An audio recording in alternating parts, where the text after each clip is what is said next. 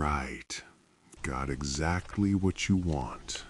A long, smooth-flowing, slightly sleepy but fascinating history story, written in natural American English, with a gentle hook at the start, and no breaks, just one continuous narrative. Here we go. It started with something so small that nobody at the time thought it would matter. A quiet decision made in a dimly lit room far away from the spotlight of history. Yet that single moment would slowly ripple outward and shape the everyday lives of millions of Americans in ways they would never even notice. Back in the early 1800s, the United States was still figuring itself out, stretching westward, experimenting with ideas, building towns out of forests and dust, and trying to define what it really meant to be a nation. And during this time, something unusual was happening beneath the surface. Not a war, not a revolution, but something quieter, something almost invisible, the creation of systems, habits, and routines that would eventually become so normal that no one would question them. In those days, time itself wasn't even standardized, which sounds strange today, because now every phone, every clock, every train schedule runs like clockwork. But back then, each town kept its own local time based on the position of the sun. So noon in one town might be a few minutes different from noon in the next town over. And while that didn't seem like a big deal at first, it slowly turned into a growing problem as railroads began to spread across the country.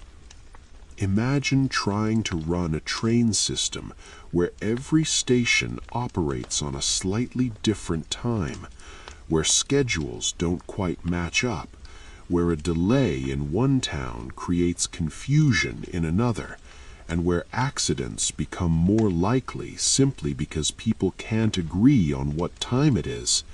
And that's exactly what started happening, and it made daily life far more chaotic than most people today could ever imagine.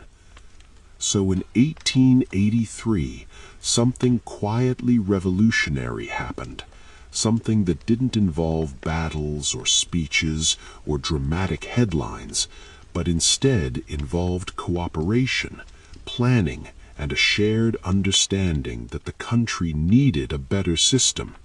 And that was the introduction of standardized time zones across the United States, dividing the country into regions that all followed the same clock.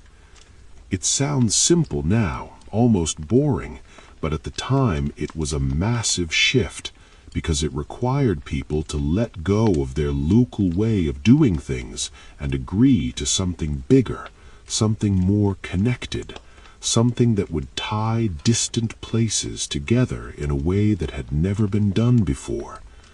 And what's fascinating is that this isn't even initially enforced by the government. It was led by the railroad companies themselves, because they needed it to survive.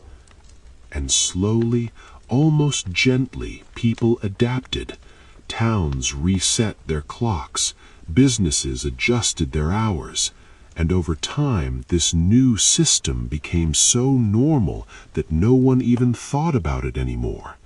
And that's the part that makes it so interesting, how something that once felt unfamiliar and maybe even unnecessary can become completely invisible once it settles into everyday life.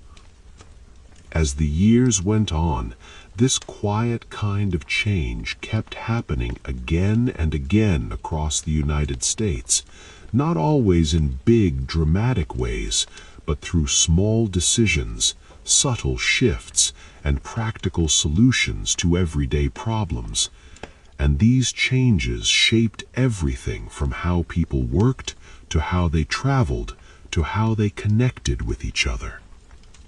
Think about the way cities began to grow, for example, rising upward instead of outward as new building technologies made skyscrapers possible, and how that changed not just the skyline, but the rhythm of life, with elevators carrying people into the sky and offices stacking one on top of another, creating a kind of vertical world that had never existed before. Or consider the spread of electricity, which didn't just light up homes, but extended the day itself, allowing people to stay awake longer, work later, and live in a completely different pattern than their ancestors who depended on sunlight. And over time, even the idea of night began to change, becoming less about darkness and more about possibility. And then there were the highways, long stretches of road cutting across states, connecting cities, towns, and rural areas, making travel faster and more accessible, shaping not just how people moved, but where they chose to live, giving rise to suburbs and road trips and a culture that valued mobility and independence. Each of these developments might seem ordinary when you look at them individually, but together they tell a story of a country constantly reshaping itself, not just through major events, but through quiet, steady evolution, where the most impactful changes often happen without anyone fully realizing their significance at the time.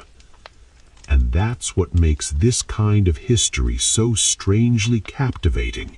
It doesn't shout for attention, it doesn't demand excitement, but instead it unfolds slowly, almost like a gentle current, carrying you along as it reveals how the world you live in came to be, piece by piece, decision by decision, moment by moment.